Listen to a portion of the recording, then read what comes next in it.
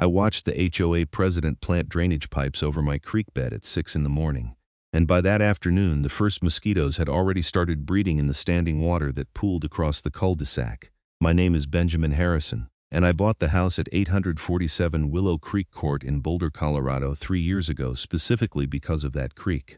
The property backed up to a natural drainage channel that ran through the entire Meadowview Heights subdivision, carrying runoff from the foothills down through our neighborhood and into the larger watershed system.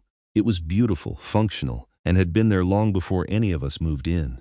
The sound of running water helped me sleep at night. I would sit on my back deck with my coffee every morning, watching the water flow past smooth river stones, occasionally spotting a raccoon or deer coming down for a drink.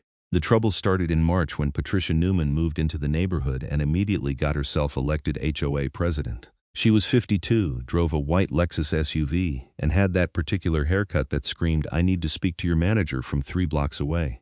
Within 2 weeks of taking office, she had already sent out 17 violation notices to different homeowners for infractions ranging from mosaics is the wrong shade of black to grass exceeds the maximum allowable height by 1/4 inch. I got my first notice from her on a Tuesday. It said that my backyard natural landscaping was actually uncontrolled vegetation growth and violated Section 7.3.4 of the HOA bylaws. Never mind that I had professionally designed xeriscaping with native plants that required minimal water and attracted pollinators. Patricia wanted uniform Kentucky bluegrass lawns, period. I ignored the notice. That was my first mistake. The second notice came a week later, this time with a threat of daily fines starting at $50 and escalating by $25 each subsequent day. I called her, trying to be reasonable. "Patricia, hi, this is Ben Harrison from 847 Willow Creek. I got your notice about my landscaping, but I think there might be some confusion. The previous HOA board actually approved my xeriscaping plan back in 2023. I have the documentation. That was the previous board." Her voice was clipped, sharp. "I have reviewed all prior approvals and found many of them to be inconsistent with the community standards I intend to maintain. Your yard is an eyesore, Mr. Harrison. It looks like a weed patch. It's native prairie grass and wildflowers. They're drought-resistant and environmentally friendly. They're weeds. You have 30 days to replace them with appropriate turf grass, or the fines begin. Have a blessed day." She hung up before I could respond. I spent the next few weeks watching Patricia terrorize the neighborhood.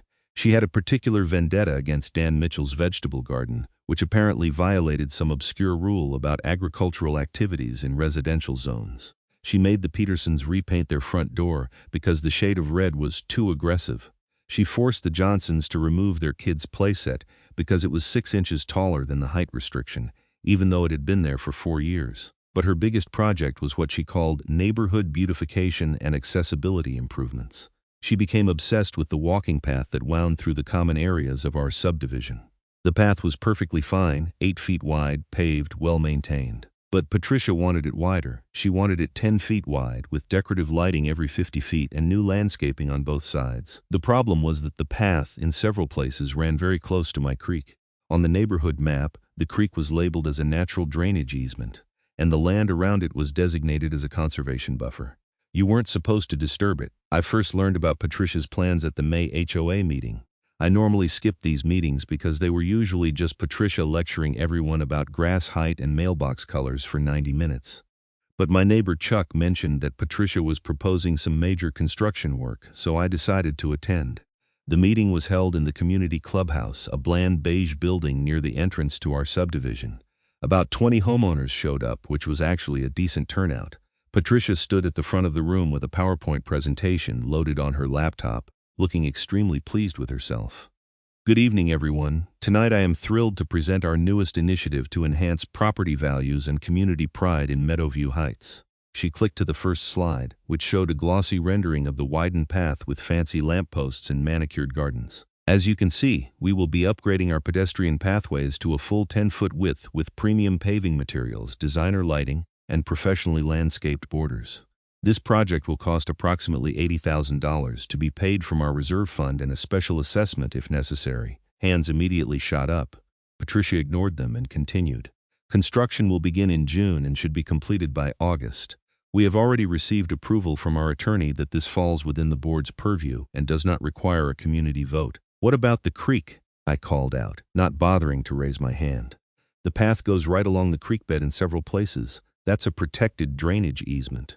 Patricia's smile tightened. "Thank you for your concern, Mr. Harrison. However, I have consulted with a contractor who has assured me that we can safely widen the path by making minor modifications to the creek routing. Minor modifications. What does that mean? It means that in certain sections, we will be installing culverts and drainage pipes to route the water underground, allowing us to expand the path over the current creek bed. The water will still flow just beneath the surface. It is a common and perfectly legal civil engineering solution. I stood up. That creek has been there for hundreds, maybe thousands of years. It's part of the natural watershed. You can't just pipe it underground because you want a wider sidewalk. I can, actually. The HOA owns the common areas, including the land where the creek runs. We have every right to manage our property as we see fit, but it's not just your property, it's a natural drainage system.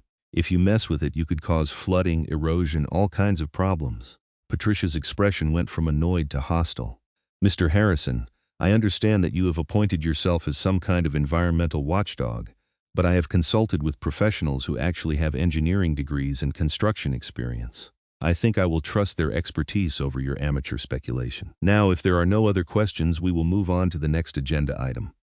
Several other people tried to object, but Patricia steamrolled over everyone. The meeting ended with her announcing that construction would begin on June 15th, and anyone who interfered would face legal action from the HOA. Left that meeting furious. When I got home, I immediately started researching Colorado water law and drainage easements.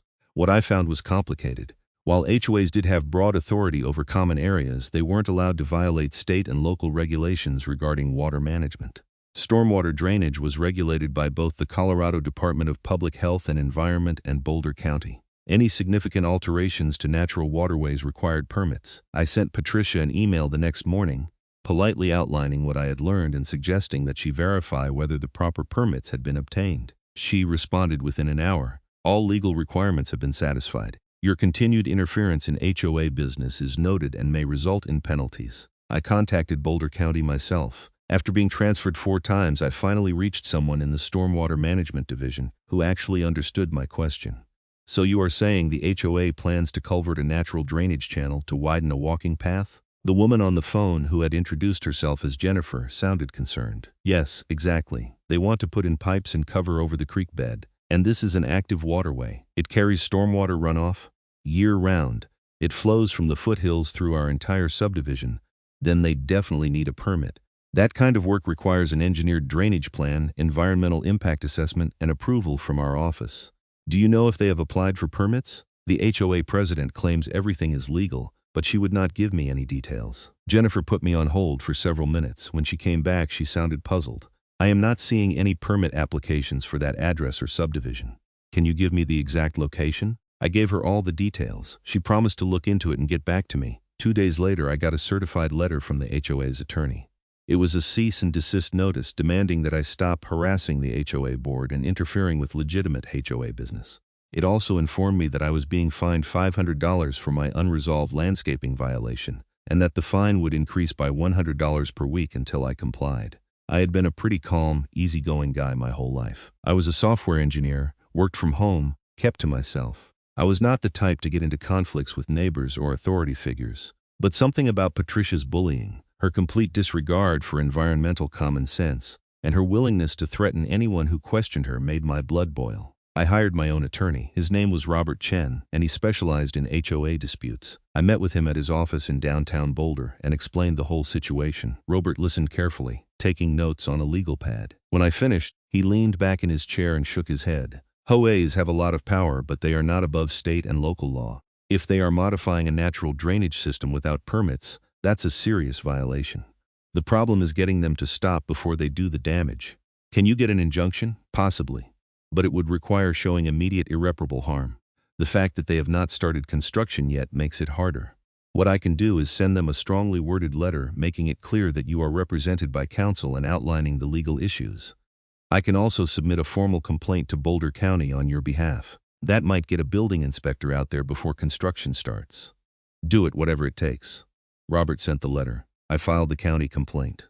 Jennifer from the Stormwater Division told me that an inspector would visit the site before any construction began. I thought I had stopped it. I really did. On June 14th, the day before construction was supposed to begin, I got a call from Jennifer. Mr. Harrison, I am very sorry. I went out to inspect the site this morning, but I was informed by the HOA president that the project has been postponed indefinitely. She said they were reconsidering the scope of the work. Really? I was surprised but relieved. That is great news. I asked to see the current drainage system anyway while I was there, and she refused access, claiming it was private HOA property. I explained that we have authority to inspect water management systems, but she threatened to call her attorney. I did not want to escalate it if the construction was not moving forward anyway. Okay, well, thank you for trying. If they do resume the project, please let me know immediately. They absolutely need permits for what you described. I felt pretty good that evening. Maybe my resistance had actually worked. Maybe Patricia had realized she was in over her head and backed down. At 5:45 the next morning, I was jolted awake by the sound of heavy machinery. I threw on jeans and a t-shirt and ran outside. The sun was just starting to rise, casting long shadows across the cul-de-sac. 3 large trucks were parked on the common area near the path, including a small excavator. A crew of 6 workers in hard hats and reflective vests were already unloading equipment, and standing there supervising everything, wearing white capri pants and a pink polo shirt despite the early hour, was Patricia. I ran toward them. "What the hell are you doing? You told the county inspector the project was postponed." Patricia turned to me with a triumphant smile. "I said we were reconsidering the scope. After reconsideration, we decided to proceed as planned. Construction begins today. You cannot do this without permits. We have all necessary permits and approvals. Now please step back from the construction zone, Mr. Harrison, or I will have you removed for trespassing. This is HOA common area. I am a homeowner. I cannot trespass on my own property. The common areas are controlled by the HOA board. I am the president. I am ordering you to leave the construction zone." One of the construction workers, a big guy with a gray beard, walked over. "Sir, we really do need you to step back. This is going to be an active work site." "Did you see permits for this job?" I asked him. He looked uncomfortable. "I just do what my boss tells me, man. You will have to talk to her." I pulled out my phone and started recording. "Patricia, for the record, you are about to begin construction on a natural drainage system without the required permits from Boulder County. I am formally objecting to this work. Your objection is noted and disregarded." She turned to the foreman. "Please begin work."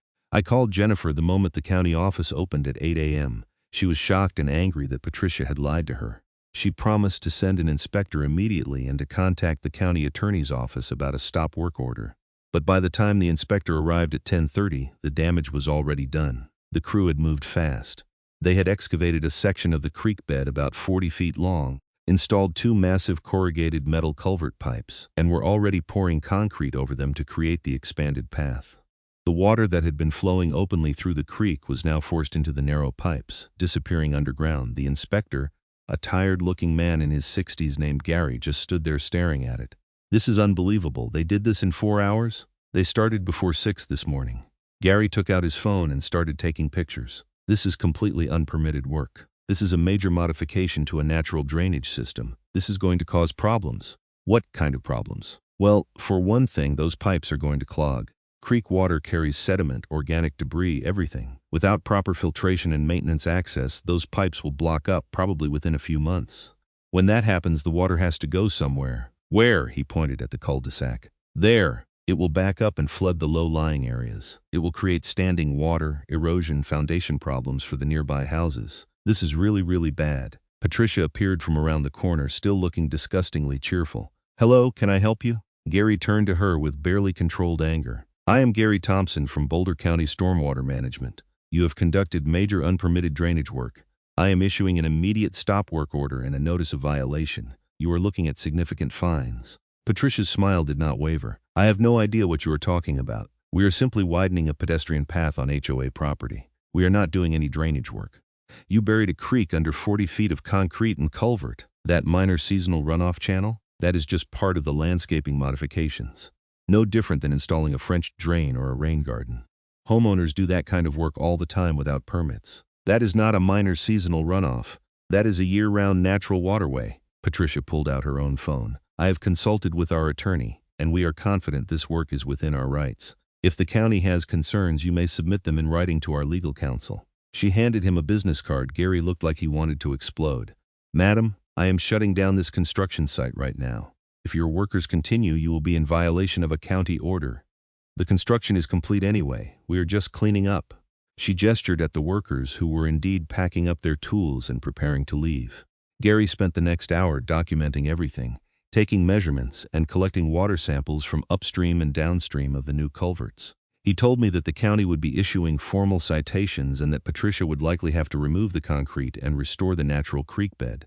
But he also warned me, these things take time, legal process, hearings, appeals. It could be months before anything happens. And in the meantime, you are going to have that drainage problem. He was right about the timeline. He was also right about the drainage problem. For the first few weeks, everything seemed fine. It was mid-June, and Colorado was in a relatively dry period. The creek's flow was low, and the culvert pipes seemed to be handling it. Patricia was walking around the neighborhood like a conquering hero, showing off the new wider path to anyone who would listen.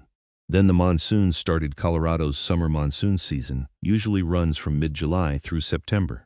Most days are sunny, but almost every afternoon powerful thunderstorms build up over the mountains and dump heavy rain. The storms are intense but usually short-lived, lasting 30 minutes to an hour. The natural landscape has adapted to this pattern over millennia, with drainage systems that can handle sudden influxes of water. The first major storm hit on July 18th. I was at my desk working when I heard the thunder rumbling. Within minutes, rain was coming down in sheets, drumming on my roof. I could barely see across the street. These kinds of storms were normal, and I usually enjoyed them. After about 45 minutes, the rain slowed to a drizzle and then stopped. The sun came back out. I went to my back deck to check on things. The first thing I noticed was that the water level in the visible portion of the creek upstream from the culvert had risen significantly. It was flowing fast and muddy, swollen with runoff. That was normal after a big storm. But then I walked around to the front of my house and looked down the cul-de-sac. Water was pooling in the street. Not just a little bit either. There was a pond forming at the lowest point of the cul-de-sac, right in front of the Martinez family's house. It was maybe 30 feet wide and several inches deep. Chuck, my neighbor from 2 doors down, was standing in his driveway staring at it. That is weird. I have never seen the street flood like that before. The culvert pipes must not be handling the flow, I said. The water is backing up. We walked down to look. Sure enough, water was bubbling up from the storm drains, unable to get through the system. Some of it was even flowing backward, out of the drainage grates. Within an hour, most of the standing water had slowly drained away or evaporated in the summer heat. But there was still a damp patch in the middle of the street. The next storm came 2 days later. Same pattern, heavy rain for about an hour, then clearing. This time the flooding was worse. The pond in the cul-de-sac was bigger, deeper, and took longer to drain. By evening, there was still a puddle. That is when the mosquitoes arrived. Anyone who has dealt with mosquito breeding knows that they only need a small amount of standing water and a few days to explode in population. By the end of that week, the mosquitoes in our cul-de-sac were unbearable. You could not walk to your mailbox without getting bitten 5 times. Kids could not play outside. Evening barbecues were impossible. The Martinez family complained to Patricia. So did the Johnsons, the Ramirez family, and the elderly couple at the end of the street, the Hendersons. Patricia's response was to authorize mosquito spraying, which cost the HOA $3,000 and did almost nothing because the source of the problem, the standing water, was still there. Then the algae started growing. The standing water in the street and the soggy ground around the cul-de-sac turned greenish and began to smell. Not overwhelming at first, just a musty, swampy odor that you noticed when the wind was right. But it got worse every day. By early August, the cul-de-sac was basically unlivable. Multiple houses had water seeping into their yards. The Johnsons' lawn had turned into a swamp. Grass died and was replaced by mud and weeds. Their kids' playset, the one Patricia had them fight keep, was now sitting in standing water. The Martinez family's crawl space flooded. They had to pay for emergency drainage work and mold remediation. The bill was over $8,000. People started demanding that the HOA fix it. There was an emergency meeting called for August 9th. I made sure to be there. The clubhouse was packed. Easily 50 people showed up, and most of them were furious. Patricia tried to call the meeting to order, but she was immediately shouted down. "My kids have mosquito bites all over their bodies," Mrs. Martinez yelled. "They cannot even play in our own yard. Our crawl space flooded.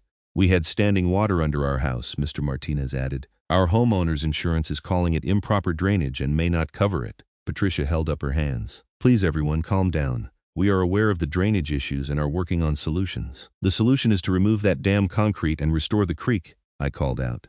Several people applauded. Patricia's face flushed red. "Mr. Harrison, you have been trying to sabotage this community improvement project from the beginning. Your vendetta against the HOA board is well documented." "My vendetta? You destroyed a functioning natural drainage system because you wanted a wider sidewalk. A county inspector told you this would happen. You did it anyway. The county has no authority over HOA property management decisions." "Yes, they do when it comes to water management. You broke the law." The meeting devolved into chaos. People were shouting over each other. Someone suggested a vote to remove Patricia as president. She refused to allow it, claiming it was not properly on the agenda. Someone else threatened to sue the HOA. Patricia threatened to sue them back for harassment. Finally, Gary, the county inspector, stood up. I had not even noticed he was there. Excuse me, everyone. I am Gary Thompson from Boulder County Stormwater Management. I need to inform you all that the HOA has been cited for unpermitted drainage work and is currently in violation of county code. We have ordered them to restore the natural creek bed and remove the unauthorized culvert system. When? At least 5 people shouted at once. They have 30 days to submit a remediation plan and 60 days to complete the work or face escalating daily fines starting at $1,000 per day. 60 days. Martinez looked horrified. We are supposed to live like this for another 2 months? Gary looked sympathetic but helpless. I understand your frustration, but that is the legal process. The HOA can expedite things if they choose to act quickly. Everyone turned to look at Patricia. She was gripping the podium so hard her knuckles were white. The HOA board will take this under advisement. We will consult with our attorney and determine the appropriate course of action. This meeting is adjourned. She tried to leave, but she was surrounded by angry homeowners demanding answers. I slipped out and went home. Over the next week, things got even worse. Another round of heavy storms hit, and now the flooding was not just in the cul-de-sac. Water was backing up into yards all along the creek path. The Hendersons, who were in their late 70s, had water flowing into their garage. The Ramirez family's basement had seepage, and then the sinkholes started appearing. The first one opened up on August 15th, right in the middle of the new widened path that Patricia had been so proud of. It was about 3 feet across and 2 feet deep. The concrete had cracked and collapsed into a void beneath. Gary came out to inspect it. The underground water flow is eroding the soil under the concrete. Without the natural creek bed to distribute the water and allow it to flow properly, it is all concentrating in one place and washing away the ground. 2 more sinkholes appeared within a week. One of them opened up right at the edge of the Martinez property, threatening their driveway. The HOA put up caution tape and orange cones but did nothing else. The smell got worse too. The combination of stagnant water, algae, dead vegetation, and mosquito breeding grounds created a genuine swamp environment. People started keeping their windows closed even in the summer heat. Property values were definitely tanking. I checked in with Robert, my attorney.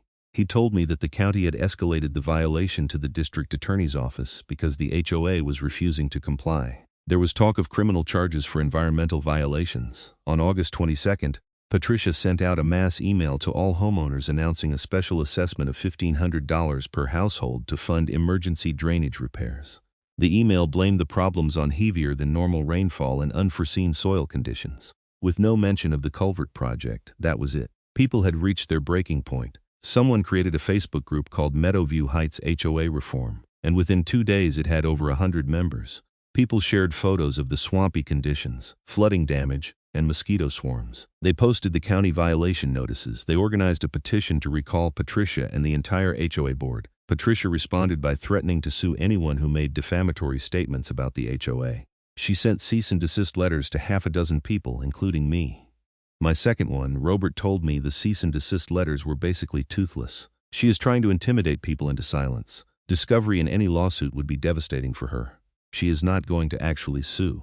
On September 3rd, the district attorney filed criminal charges, not against the HOA as an entity but against Patricia personally. The charges were 3 counts of violating Colorado water quality statutes and 1 count of failing to comply with county orders. That was when Patricia finally hired a real attorney, not just the HOA's usual guy who handled covenant enforcement and lien filings. Her criminal defense attorney immediately began settlement negotiations with the DA. The deal they worked out was pretty straightforward. If Patricia agreed to immediately fund and oversee the complete restoration of the creek, the criminal charges would be reduced to civil violations with fines but no jail time. She would also have to resign from the HOA board. Patricia agreed. She really did not have a choice. On September 10th, a different construction crew arrived. This one actually knew what they were doing. They had proper permits, an engineered restoration plan approved by the county, and environmental monitors on site.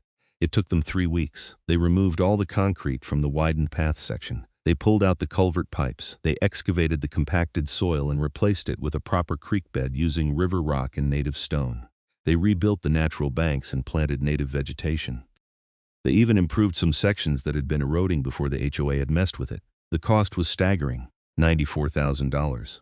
The HOA's reserve fund was completely wiped out, and every homeowner got hit with a special assessment of $1,200. People were furious about the cost, but there was no choice. Patricia resigned as HOA president on September 30th. The vice president, a reasonable guy named Tom Patterson who had opposed the PATH project from the beginning, took over as interim president. He immediately suspended all of Patricia's beautification projects and began working on repairing relationships with the county. The creek restoration was completed on October 2nd, the first big rainstorm after that hit on October 5th.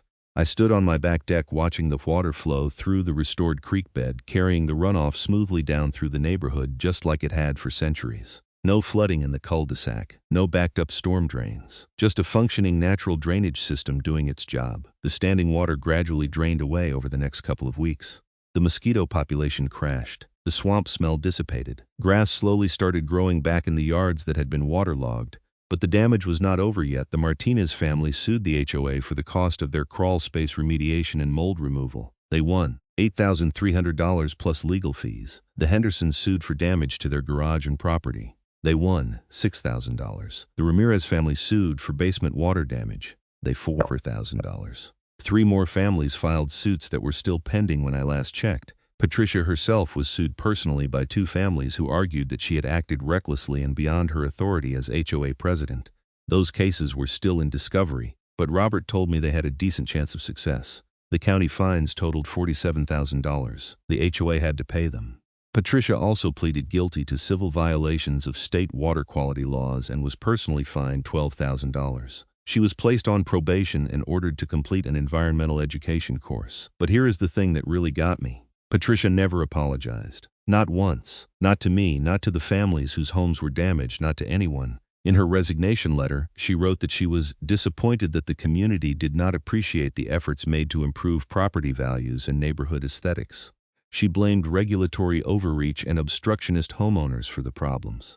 A couple of people saw her around the neighborhood after her resignation, and she just walked past them with her head high, like she had done nothing wrong. She was still living in her house on Oak Ridge Court, though word was she was planning to move. I ran into her once in early November at the grocery store. I was in the produce section picking out apples when I looked up and saw her at the other end of the aisle. Our eyes met. For a second I thought about just turning around and leaving. But something made me walk over to her. "Patricia, Mr. Harrison." Her voice was cold. "The creek is flowing again. The flooding stopped. The mosquitoes are gone. How wonderful for you. It could have been this way all along, if you had just listened to people who knew what they were talking about." She set down the cantaloupe she had been examining and turned to face me fully. "I did what I thought was best for this community. I tried to improve our neighborhood and increase property values. I am sorry that you and a handful of others were too short-sighted to see the vision." "The vision? Patricia, you turned our neighborhood into a swamp. You cost everyone thousands of dollars. You broke the law. I made decisions. Leadership requires making difficult choices. Not everyone will agree with those choices, but someone has to have the courage to act." "Courage?" I felt my anger rising. "There is nothing courageous about ignoring experts, breaking regulations, and destroying a natural ecosystem because you wanted a wider sidewalk. I am done discussing this with you." She grabbed her shopping basket and walked away. I stood there for a moment, just shaking my head. Some people never learn. Some people are so convinced of their own righteousness that they cannot see the damage they cause. The HOA held new elections in December. Tom Patterson ran for president on a platform of transparency, environmental responsibility, and following actual laws and regulations. He won in a landslide. The entire board was replaced with reasonable people who understood that an HOA's job is to maintain the community, not to push personal agendas. One of Tom's first acts was to hire an environmental consultant to assess the entire subdivision's drainage system and create a long-term management plan. Turned out there were several other areas where previous boards had made questionable decisions that could cause problems down the road. We started fixing them properly. Tom also reformed the covenant enforcement process. No more violation notices over grass being a quarter-inch too tall. No more mandated grass types. The new policy was that as long as properties were maintained reasonably well and were not creating actual hazards or nuisances, people had freedom to landscape and decorate as they wanted. My xeriscaping was suddenly not just tolerated but held up as an example of responsible water conservation. By February, things had mostly returned to normal. The creek flowed. The path was still perfectly usable at its original 8-foot width. The neighborhood looked nice. People were no longer angry every time they saw an HOA email. I did some math one day out of curiosity. The original path widening project that Patricia insisted on cost $80,000 for the construction. Then there was $94,000 for the restoration. $47,000 in county fines, probably $30,000 in legal fees so far, around $20,000 in homeowner lawsuit settlements with more pending, $3,000 for the useless mosquito spraying. All told, Patricia's insistence on widening that path by 2 feet cost the HOA and homeowners somewhere in the ballpark of $275,000 for absolutely nothing. We ended up with the exact same path width we started with, plus a bunch of debt and destroyed trust, and property values. The whole goal of Patricia's beautification plan they dropped. Turns out, neighborhood that recently flooded and turned into a mosquito-infested swamp is not a great selling point. 3 families who had been planning to move decided to stay put because they could not sell for what they owed on their mortgages. One family did sell but took a $30,000 loss. Patricia moved out in March. I heard she bought a condo in Denver, somewhere without an HOA. Good riddance. The criminal probation and fines were not the only consequence she faced. The story got picked up by the local news. A reporter from the Boulder Daily Camera did a whole investigative piece on HOA overreach and environmental violations, featuring our neighborhood as the main example. Patricia's name and photo were in the article. It went semi-viral in local social media. Her employer, some marketing firm, apparently decided they did not want an employee who was a convicted environmental violator and local symbol of Karen-style entitlement. She was encouraged to resign. I heard this through the neighborhood grapevine, so take it with a grain of salt, but multiple people confirmed it. There was some talk about whether homeowners could pursue additional litigation against Patricia personally for financial damages beyond just property damage. Robert told me it would be difficult. The HOA is a corporate entity. She was acting in her capacity as president, even if she was doing it badly. Piercing the corporate veil to get to her personal assets requires showing gross negligence or intentional misconduct. That is a high bar. She was told by a county inspector that the project would cause flooding. She did it anyway. Is that not gross negligence? Maybe. It would depend on finding documentation of exactly what she was told and when. If you want to pursue it, we can try. But understand that it would be expensive, time-consuming, and uncertain. I thought about it. Part of me wanted Patricia to pay personally for the disaster she caused. But another part of me was just tired of the whole thing. I wanted to move on with my life. In the end, I decided not to pursue it. A few other families did join together for a class action suit, but I opted out. Last I heard, it was settled out of court for an undisclosed amount. Patricia's homeowner's insurance probably covered most of it. The creek became something of a neighborhood celebrity after everything. People who had barely noticed it before suddenly appreciated it. Parents brought their kids down to the restored section to look at the native plantings and the improved fish habitat. Someone made a little informational sign explaining the importance of natural drainage systems. Tom arranged for a local environmental nonprofit to come give a presentation at an HOA meeting about urban watersheds and sustainable landscaping. 30 people showed up, which was unheard of for an HOA meeting that did not involve yelling. We even got some positive press. The same reporter who did the investigation piece later did a follow-up about the successful restoration and the neighborhood's commitment to environmental responsibility. It was a nice change from being known as that place where the HOA created a swamp.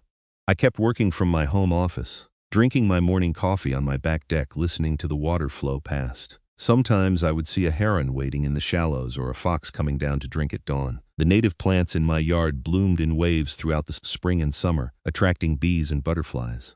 My water bill was half what my neighbors paid for their lawns. Chuck and I became pretty good friends through the whole ordeal. He was a retired civil engineer and had been appalled by Patricia's project from the beginning, but had not wanted to get involved in the conflict. After everything was over, he told me, "I should have backed you up earlier. I knew that culvert plan was a disaster waiting to happen. I just did not want the hassle." "Well, we all got the hassle anyway," I said. "True. Lesson learned. When you see something stupid happening, say something. The hassle of speaking up is way less than the hassle of dealing with preventable disaster." We started a tradition of meeting for coffee every Saturday morning at the clubhouse. A few other neighbors joined us. We would talk about neighborhood issues, local politics, hiking trails, whatever. It was nice. Community building, but organic and voluntary, not enforced by some power-tripping HOA president. Tom did a genuinely good job as HOA president. He was transparent, communicated clearly, listened to feedback, and made decisions based on actual data and expert advice. Novel concepts, apparently. He got re-elected without opposition. Under Tom's leadership, the HOA established a reserve fund specifically for drainage and watershed maintenance. We hired a professional to inspect the system twice a year and make minor repairs as needed. We created a conservation easement over the creek and surrounding buffer area, which provided some legal protection against future boards deciding to mess with it. We also changed the bylaws to require a community vote for any major construction project over $25,000. No more board presidents unilaterally deciding to reconfigure the neighborhood's infrastructure. The Martinez family, whose property had been damaged the worst, actually became some of the strongest advocates for creek protection. Mrs. Martinez joined the HOA board and took over the environmental committee. She organized neighborhood cleanup events and native plant workshops. I stayed off the board myself. I had no interest in HOA politics, but I was happy to support people who actually cared about doing things right. One interesting side effect of the whole disaster was that it made our neighborhood weirdly tight-knit. Shared trauma, I guess. We had all been through something together, and it created bonds. Block parties became more common. People knew their neighbors' names. Kids played together across property lines. There was even a neighborhood Halloween party at the clubhouse where someone came dressed as Swamp Monster Patricia with green face paint and a Karen wig. It was probably in poor taste, but everyone laughed. Humor is how you process trauma, right? The county also made some changes because of our situation. They increased enforcement staffing for stormwater violations and created a faster process for emergency stop work orders. Gary, the inspector who had been so helpful, was promoted to a supervisory role overseeing HOA compliance. He stopped by the neighborhood once a few months after everything was resolved just to check on how the restoration was holding up. I happened to be outside and chatted with him. "This is one of the best creek restorations I have seen," he said, genuinely pleased. "The contractor did excellent work and the natural vegetation is establishing well. Give it another year and you will barely be able to tell it was ever disturbed." "Expensive lesson," I said. "Very, but at least it is fixed." I have seen situations where HOAs fight the orders, drag everything through appeals, and by the time they finally fix it, the damage is catastrophic and permanent. At least your board came around. After criminal charges, sure. Yeah, well, sometimes that is what it takes. I asked him if situations like ours were common. He sighed. "More common than you would think. I see HOAs doing all kinds of crazy stuff. Removing native trees to plant ornamental species that need tons of water. Redirecting drainage to avoid erosion on common property, which just pushes the erosion onto someone else's land. Installing irrigation systems that violate water restrictions. Building structures in floodplains. Most of the time it is ignorance rather than malice. People just do not understand how water systems work." Patricia understood. She was told explicitly. She just did not care. Those cases are rarer, but yeah, they happen. Someone gets an idea in their head about how things should look, and they do not want facts or regulations getting in the way of their vision. We talked for a while longer. Gary gave me his card and told me to call if I ever saw anything concerning. He said informed homeowners were the best early warning system for environmental problems. I put the card on my fridge, though I hoped I would never need it. Spring came around again. The cottonwoods along the creek leafed out, creating a canopy of green. The wildflowers in my xeriscaped yard bloomed in purples and yellows. The water ran clear and cold with snowmelt from the mountains. I sat on my deck one morning in early May, watching the sun rise and listening to the birds. The creek burbled past, following the path it had carved over centuries, doing the work it had always done without anyone needing to manage or improve it. There was something deeply satisfying about that. Nature does not need our interference, it just needs us to not screw it up. My phone buzzed. Email from Tom. HOA board meeting tonight, 7 p.m. Topics: summer landscaping schedule, clubhouse HVAC repair proposal, and ice cream social planning committee. All homeowners welcome. Boring, normal, functional HOA stuff. Exactly as it should be. I smiled and went inside to refill my coffee. The neighborhood had survived Patricia's reign of terror. The creek had survived being buried under concrete. We had all learned some lessons about the importance of environmental stewardship, the dangers of unchecked authority, and the value of speaking up when something is clearly wrong. And maybe, just maybe, we had created something better than what we had before. Not because of elaborate beautification projects or aggressive enforcement of arbitrary rules, but because we learned to work together, trust experts, and respect the natural systems that existed long before our subdivision was built. The creek would flow long after all of us were gone. After our houses crumbled and our HOA was forgotten, the water would still find its path from the mountains to the plains, carving its channel through stone and soil, sustaining life along its banks. We were just temporary stewards. The least we could do was not mess it up. I finished my coffee, gave the creek one more appreciative look, and headed inside to start my workday. Outside my window, the water flowed on, constant and reliable, exactly as it should be.